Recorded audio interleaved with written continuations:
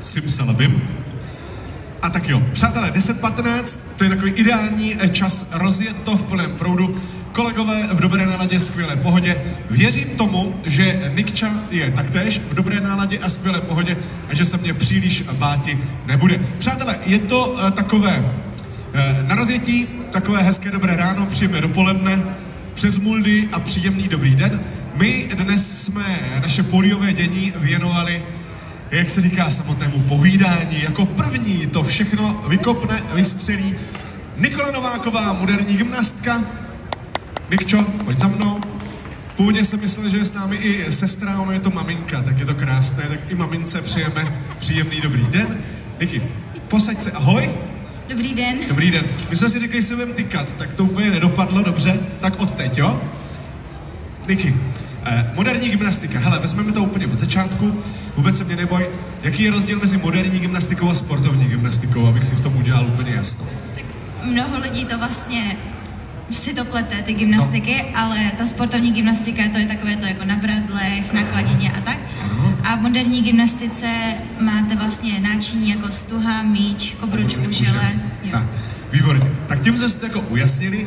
Proč u tebe moderní a ne sportovní gymnastika?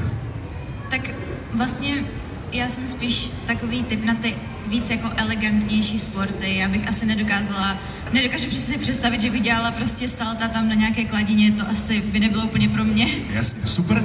A jak ty jsi se k moderní gymnastice dostala? Měla jsi to předurčeno, já nevím, po rodičích, po rodině, anebo to bylo čisté jasné? Tak mě vlastně v 5 letech přivedla mamka do klubu Tesla Brno a vlastně ona chtěla, abych měla nějaký pohyb, takže mi tam přihlásila, protože ona sama tam chodila jako malá, tak... No vydat, takže to bylo tak nějak předurčeno. Mamka má radost, předpokládám. Ideální stav. Když už si načala Teslu, kolik oddílů a klubů takhle v Brně plus minus ty největší? Moravská Slávia funguje, že jo? Ano, pak Tesla, no... Já teďka přesně nedokážu odpovědět, ale pár jich tam bude, takových větších. Dá se specializovat na nějakou disciplínu? Nebo co je tvoje nejoblíbenější? Jaké náčiní je tvoje nejoblíbenější?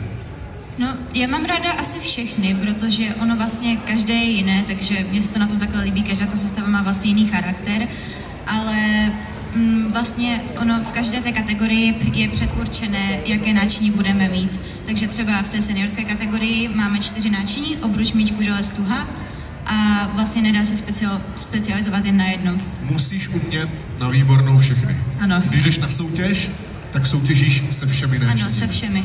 Jako jsou nějaké menší závody, kde třeba soutěžíme jen se 2, ale na těch větších závodech vždycky všechny 4. Aha. Jak často trénuješ? Trénuju teďka, když je sezóna, tak trénuju 6krát týdně a teďka máme vlastně přípravné období. No, některé dny je to tak 8 až 9 hodin a i místo školy a některé dny, když do školy jdu, tak je to tak 5 hodin. Denně? Denně. 8-9 hodin denně? Ano. Jejda, mamko, dobře. Zbývá čas na něco ostatního? Podřizuješ tomu všechno? Skoro všechno tomu podřizuju. Tak ono to na vrcholové úrovni úplně nejde, jinak, že jo? Jasná věc. Sezóna je od kdy do kdy tvoje? Teď si říkala, že máš nějaké přípravné období? Teďka je přípravné období, jelikož vlastně teďka skončil olympijský cyklus, tak se trošku změnily pravidla, takže jsme tomu museli přizpůsobit ty sestavy a vlastně ta sezóna se začne tak od února a bude trvat tak až vlastně poslední závody máme v září, takže až od příštího roku začíná sezóna. Jaké velké závody tě příští rok čekají? Příští rok asi největší závody zatím tam mám světový pohár v Sofii v Bulharsku a vlastně chtěla bych se nominovat i na mistrovství Evropy v Estonsku a pak tam je v srpnu mistrovství světa v Rio de Janeiro, tak tam ještě není jistá účast, takže musím se tam nominovat, takže musím se snažit. Jasně. Když zůstaneme u nás v České republice, tak kolik těch závodů je? Jaké závody to jsou? Jsou nějak pravidelně či náhodně? Jak to vůbec funguje u nás? U nás tak závody v Česku vlastně teďka tam jsou nějaké menší, ale hlavně vlastně my v Česku budeme mít ty nominační kontrolní závody reprezentační, které se budou konat, jestli se nemýlím, tak jednou za měsíc. Takže každý měsíc nějaký nominační závod. Ano. Musíš absolvovat všechny? Nebo Musím. Musíš absolvovat všechny? Musím, abych dostala ty potřebné body, abych se mohla nominovat na ty vlastně velké závody mistrovství Evropy a světa. Jasně. Mluvila jsi o světových pohárech. Kolik těch závodů světového poháru je za rok? Řekla bych tak 5-6, ale samozřejmě nemůžu jít na všechny, na některé musí vyzbít i na ostatní, takže... Jo, takhle, že je vás, kolik vás v té úplné špičce reprezentační je? Tak teďka aktuálně, myslím, že je nás tam 5 a vlastně ty světové poháry se nějak rozdělí, tak aby aspoň některé z nás mohly na nějaký jít. Tak... Jasně. Jaký závody už máš jistý pro ten příští rok? Tu Evropu nebo svět? Nebo vůbec? Ty nemám jistý, na to se musím nominovat. Zatím Tak. celkem jistý je ten světový pohár vlastně v tom Bulharsku. Jasně. A pak tam jsou nějaké Grand Prix ve Francii nebo ve Španělsku, ale to taky ještě není jisté. Jasně. A kde budeš sbírat body pro tu nominaci na Evropu a na svět?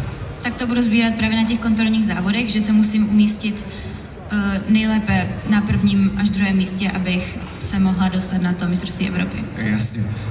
Jak velké šance jsou na to mistrovství Evropy? Troufáš si? Tak myslím, že docela velké. Doufám, že se tam nominuju, protože už mám za sebou vlastně 3 mistrovství Evropy, tak bych chtěla přidat i to 4. Jasně. Jak se to dá zvládat se školou? Všechno tady toto, o čem si povídáme.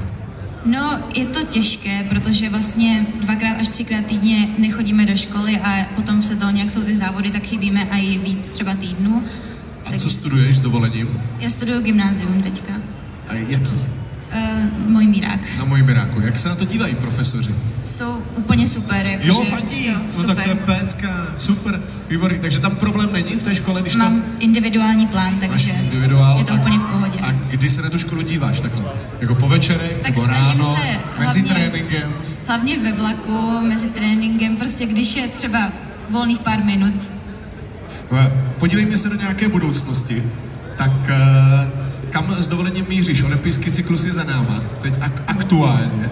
Tak ta Amerika za 4 roky? Budu se snažit. Chtěla bych se tam nominovat. Je to teďka můj vlastně největší cíl, takže budu proto dělat všechno, abych se tam nominovala. Jak se sportovec dívá na nějaký úspěch, který je za 4 roky? Jako laicky je to relativně strašně daleko. Tak do té doby bude ještě několik mistrovství Evropy, mistrovství světa. Ano. Tak je to tak někde v hlavě vzadu, nebo jak to vůbec nad tím člověk přemýšlí? Vlastně je to těžké si to teďka představit, ale snažím se soustředit vlastně na to, co bude předtím, ne přímo na tu olympiádu, ale vlastně na ty mistrovství Evropy, mistrovství světa, abych se tam postupně vlastně vyšplhala až na tu olympiádu.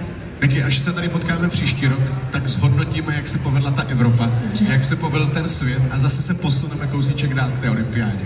Já moc děkuji za příjemné povídání. Nikola Nováková, moderní gymnastika. Díky, ahoj. Shledanou. Naschledanou, úžasná, skvělá. Poprosíme mikrofon kolegům odložit vpravo.